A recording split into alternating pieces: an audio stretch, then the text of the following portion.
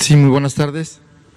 Bueno, yo vengo a exponer de manera muy sintética el tema, digamos, que reúne los esfuerzos de todas las instituciones del gobierno mexicano para lograr una alimentación sana, que no basta solo con proporcionar o ofertar alimentos sanos a los consumidores, se requiere toda una estrategia que tiene que ver con muchas secretarías y ahora vamos a explicar por qué hablamos de una estrategia de alimentación saludable, justa, sustentable y económica. Primero, me gustaría retomar un poco lo que terminó diciendo la secretaria de Bienestar, María Luisa Albores, sobre el tema de nuestra riqueza cultural, nuestra riqueza biológica y nuestra riqueza culinaria, nuestra gastronomía. Eso es importante recuperar eso que somos lo que comemos, somos lo que hacemos, somos lo que pensamos, lo que vestimos. Y en ese sentido tenemos que hacer conciencia de cuando uno come alimentos que no son sanos, que no le hacen bien al cuerpo, pues también uno se vuelve también responsable de su salud. Cuando uno come alimentos que son producidos o productos que son producidos dañando el medio ambiente, pues uno de alguna manera también se hace corresponsable del daño al medio ambiente. Cuando uno consume cierto tipo de ropa que también o tiene, digamos, la vertiente del daño ambiental porque se vierten los desechos industriales a los ríos, a la tierra, pues también uno se vuelve corresponsable de esa situación. O cuando es producida por manos de niños o mujeres o de explotación laboral, pues de alguna manera hay que visibilizar todas estas realidades que condensan lo que hacemos todos los días. Y de eso tiene que ver los alimentos. Y me gustaría solo decir dos cosas. La escritura y las matemáticas vienen precisamente de la forma en cómo se resolvió el tema de los alimentos en las civilizaciones. La primera civilización, Mesopotamia, que utilizó la escritura de manera masiva, que utilizó las matemáticas y que la socializó de manera, digamos, en su sociedad, pues proviene de cómo se organizaron para sobrevivir a las sequías, a las plagas, para organizar el almacenamiento de los granos que cada familia producía y entonces para poder tener un registro de cuánto era el depósito, en un depósito que era una pirámide enorme, ahí eran almacenes en realidad, y ahí iban depositando los alimentos y daba un registro con su nombre y con la cuenta de cuántos. Entonces no sé cuál sería la cuenta en cómo se pesaba una gruesa o en fin, la manera en cómo se pesaban o se medían los alimentos. Entonces, ese registro empezó por la alimentación. Es decir, que cuando se utilizaron las matemáticas y el lenguaje escrito, tiene que ver cómo sobrevivir en la alimentación. Por eso es importante recuperar nuestra historia y pensar que cuando las civilizaciones mesoamericanas surgieron como tales es porque pudieron resolver el tema de la alimentación.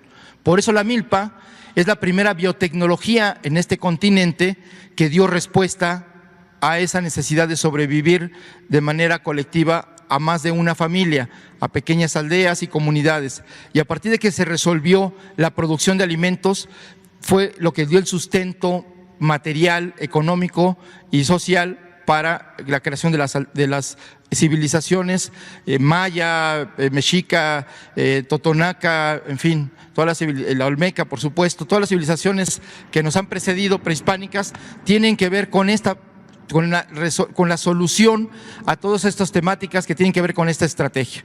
Por eso, cuando recordamos la milpa, cuando se recuerda el maíz, cuando se recuerdan los productos de esta milpa, que para la Universidad de Oxford, en sus estudios tanto paleontológicos como antropológicos, han reconocido que la milpa es la aportación tecnológica de México al mundo, porque es todo un proceso de conocimiento de la interacción entre las especies que se ayudan mutuamente para poder desarrollarse.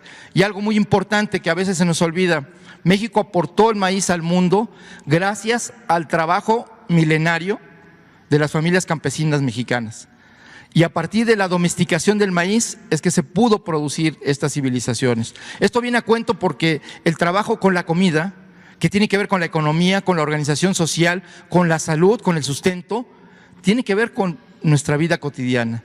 Y eso viene de tiempos milenarios. Y por eso traemos a cuento este tema. No es para solamente, hay quien hace la crítica de que queremos regresar al pasado para comer verduritas y maíz solamente, sin proteínas. No, se trata de tener una alimentación balanceada, completa, pero si no recuperamos de dónde viene nuestra gastronomía, que ya es reconocida como parte de la, digamos, de la riqueza inmaterial de la humanidad, pues no sabemos ni quiénes somos ni de dónde venimos.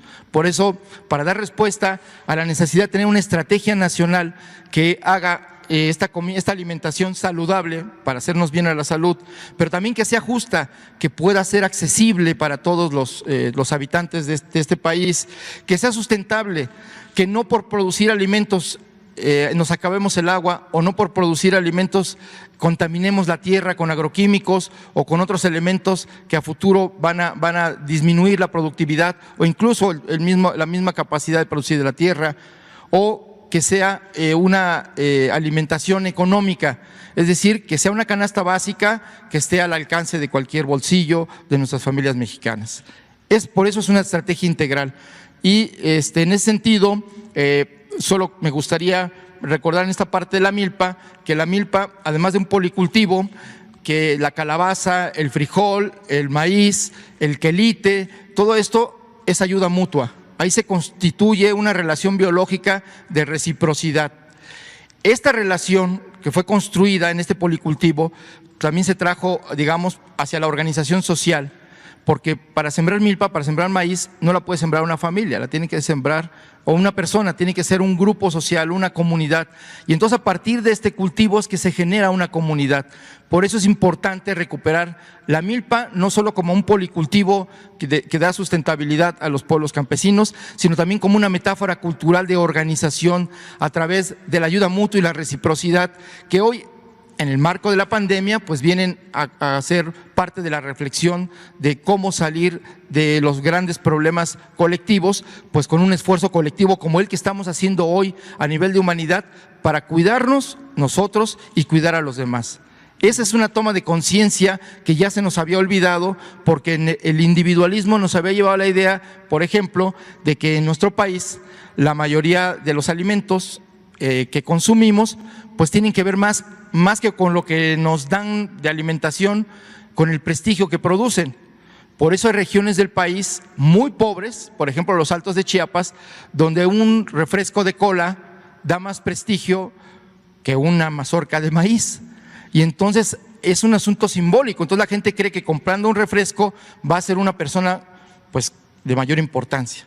Entonces hay que traer la reflexión de que hay que cuidar la alimentación y también, digamos, pues a visibilizar estas prácticas o estas ideas que finalmente pues son una ilusión, porque en el fondo pues no es más que alimentamos una economía que nos hace daño. Entonces la idea de esta presentación pues es plantear los objetivos del Gobierno de México en esta estrategia nacional que involucra, por supuesto, en primer lugar a salud, porque, pues, como bien lo decía la secretaria de Bienestar, sin salud no hay bienestar y por lo tanto, pues no hay todo lo demás.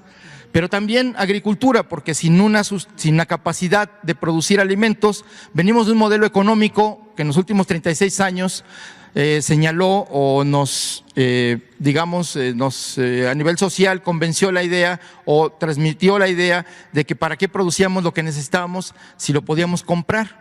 Y entonces se hizo una economía dependiente y pues una de las consecuencias es a la salud. Ya no digamos a la economía misma del país y de las familias, sino para hablar solo de salud. Por eso es tan importante que agricultura esté involucrada. Luego, bienestar. Obviamente por el asunto del impacto social que tiene, pues necesitamos que la gente haga conciencia de que la buena alimentación tiene bienestar individual y para su familia y para su comunidad. Y economía, pues economía tiene que ayudar a que las cadenas de comercialización, de distribución de los alimentos estén al alcance de todos y poder reducir el costo de la distribución de alimentos, porque hoy es muy caro la centralización del almacenamiento o distribución de los alimentos, encarece los alimentos.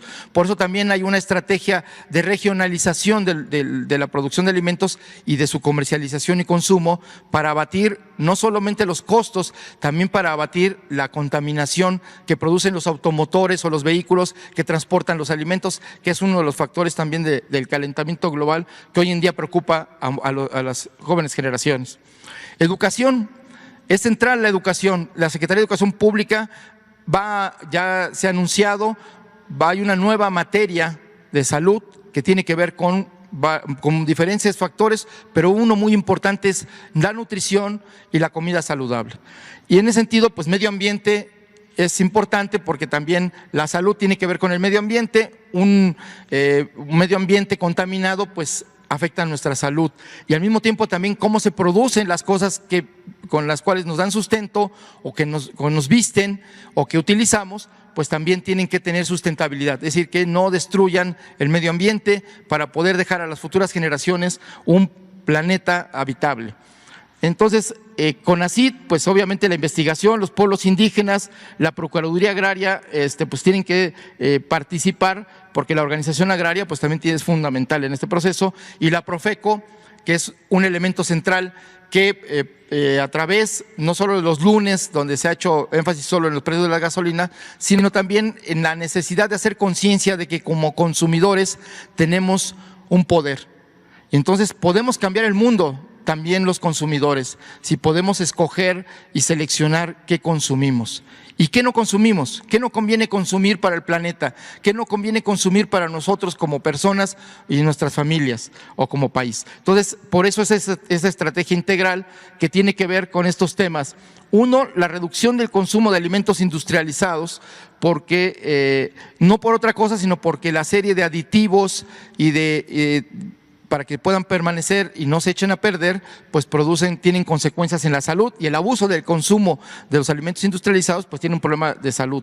Como bien ha explicado aquí en muchas ocasiones el doctor Hugo López-Gatell y los doctores que vienen de la Secretaría de Salud a explicarnos este tema de la correlación entre la salud y la alimentación.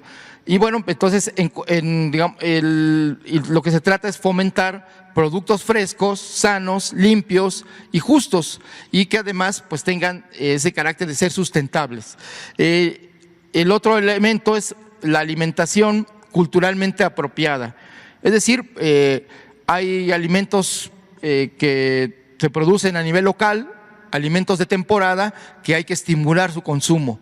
Por eso la naturaleza es sabia, hay alimentos que necesitamos según el clima, y por eso los cítricos pues tienen su ciclo en invierno, porque es cuando más vitamina C se necesita para poder enfrentar el frío y en fin todas las cuestiones del clima, y así todos los alimentos tienen un ciclo que tienen que ver con nuestra salud, y entonces hay que hacer visible para poder, porque además como se producen más, los precios son más baratos, ¿no? Entonces también aprender a consumir lo que nos hace bien, pero también lo que está, lo que está más a la mano. La otra es, se va a promover y se está promoviendo la lactancia materna y la alimentación complementaria. La lactancia materna es fundamental porque ese es el primer alimento de los bebés y es la principal fuerza que le puede dar la madre a través de la leche materna al bebé, y no solo los anticuerpos, sino también su propia nutrición. No hay nada comparable, ninguna fórmula láctea es comparable a la leche materna, y por eso hay una campaña mundial para regresar a la lactancia materna, porque se ha perdido y se le ha comparado a la leche, se ha sustituido por marcas y por leche procesada industrialmente. Entonces, y bueno, obviamente hacer la reflexión de la alimentación para la salud. Somos lo que comemos y nuestra salud entra por la boca en gran medida, y eso lo queremos hacer como una reflexión social para que hagamos conciencia de lo que comemos. Y luego hay una nueva situación, ya fue aprobada una norma mexicana de etiquetado que va a generar una nueva relación de los consumidores con los productos industrializados. Aquí ya se ha explicado lo del etiquetado, pero esto viene a ser importante porque necesitamos estar informados de qué es lo que contienen los alimentos industrializados para al menos advertir qué tanto pueden afectar a nuestra salud el abuso en el consumo de estos alimentos. Y va este etiquetado frontal que ya se aprobó, a partir de octubre va a contener la información básica pues sobre azúcares, grasas, en fin, y otros elementos que están ahí explicados de manera muy sencilla para que cualquier persona pueda entender. Y de hecho, parte de la campaña que inicia de alimentación sana, pues va a contener de cómo leer y cómo explicar el etiquetado. Así que en general esta es la estrategia de alimentación saludable, justa, sustentable y económica. Y bueno, pues yo lo que les puedo decir es que es fundamental hacer esta reflexión ahora con la pandemia, pues hay que volver a recuperar nuestra idea del cuerpo, nuestra responsabilidad sobre lo que hacemos con él y sobre todo de poder hacer responsables como consumidores para tener una salud y poder también contribuir a tener un planeta limpio y sustentable. Muchas gracias.